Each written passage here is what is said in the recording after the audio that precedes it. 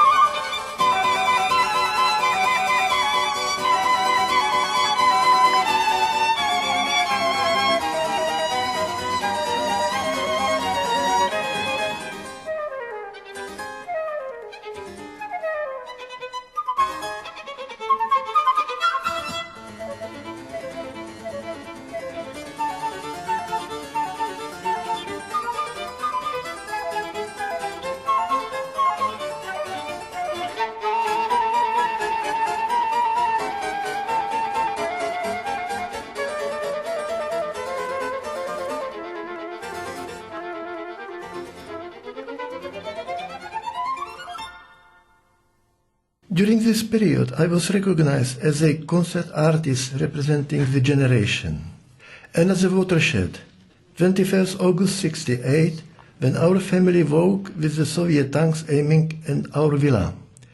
After hearing broken Dubček accepting the Russian occupation, we decided to leave. I did not want to experience another dreadful 50s, and with two small children one may be subject to political pressure. Throwing away my budding career in Czechoslovakia, I left with my then wife Eva, 5-year-old son Jiří, and 8-month-old daughter Hannah. During the first shelter at Alterkirche Boswil in Switzerland, I freelanced Basel Radio Orchestra, Rotterdam Phil, and recorded for radios in Germany, Switzerland, Vienna, as well as for Philips label Valentini Concerto with Bach Solisten.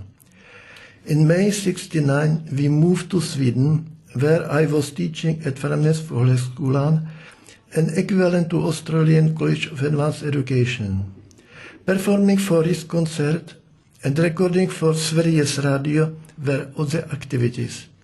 After my emigration, I concentrated on the repertoire for unaccompanied flute.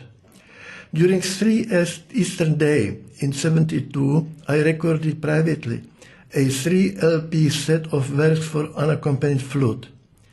It comprised of works from Bach to the avant-garde and was released after my arrival to Australia by EMI, World Record Club.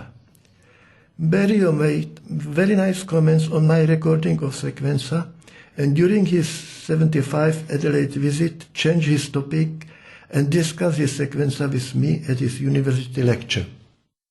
In 1973, I was invited to apply for lectureship at the University of Adelaide. I submitted my materials and I got the job.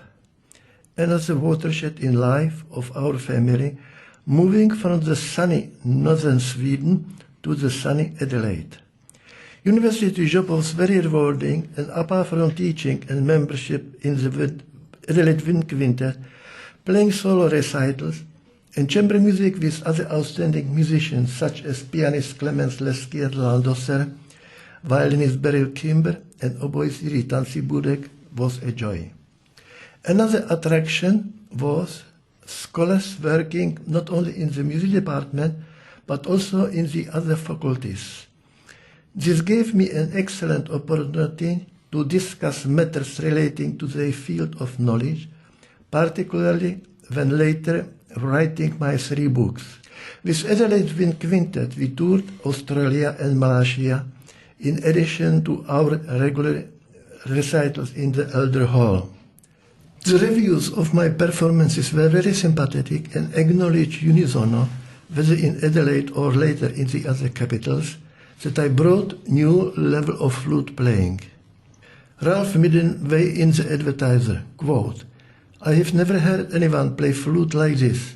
It sounds almost like a different instrument." I refer to particularly to his dynamic controls and tonal variations.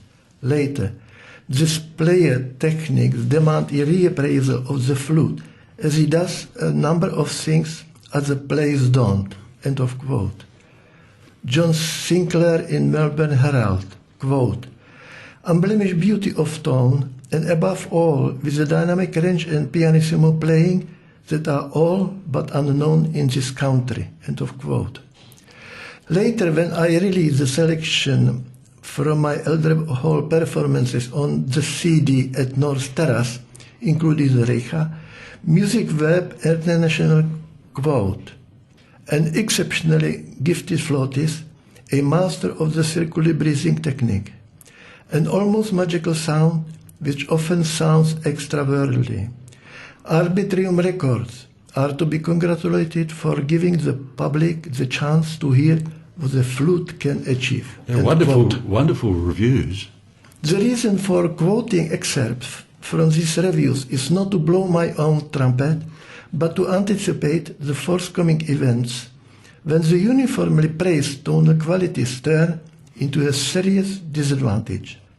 The music department of ABC was in the middle of the 70s the most powerful Australian music organization.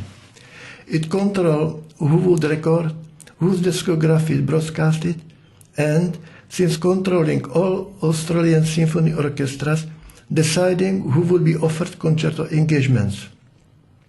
The music department was very generous toward my playing and offered not only several studio recordings, but also concerto engagements. Prior to coming to Australia, I recorded for some 13 European radios and Supraphone, Pantone and Philips labels. I found that the technical presentation was not in the league with my previous experience. I am talking about Adelaide and Hobart radios in the model of the 70s. These differences came to a head when the music department returned one program as not suitable for a national broadcast. Another confrontation occurred after playing Mozart concertos in Hobart and Adelaide respectively. I was happy with the audience's response, 5 curtain calls and playing an encore in each case. I was, however, not happy with the quality of recording. I requested, therefore, the ABC Music Department not to broadcast the Adelaide performance. The reason: in Adelaide, 2 different microphones were used, one too close for the concerto and the other too far away for the encore. I have copies of the complete performances on the CD, which include the applause and encores, and they arguably show disadvantage of both positions. Later, I was somewhat amused to read in the letter of 7th November 77 this assessment of my playing in the above-mentioned concerto. There is overall too little variation of color, tone qualities, and dynamics, the difference between forte and piano, and that as a result, your performances tend to lose interest for the listener. End of quote. So, who was wrong? At first it was me, since my tonal controls and production differed from those of Australian flautists, and the technicians of the time were in transition to make any modification of positioning the microphone. When I recorded privately a recital, the ABC Music Department was reportedly furious and had no further engagements for me. The program, however, resulted in the invitation to record for the BBC and was released by the leading independent Canadian label Aquitaine Records.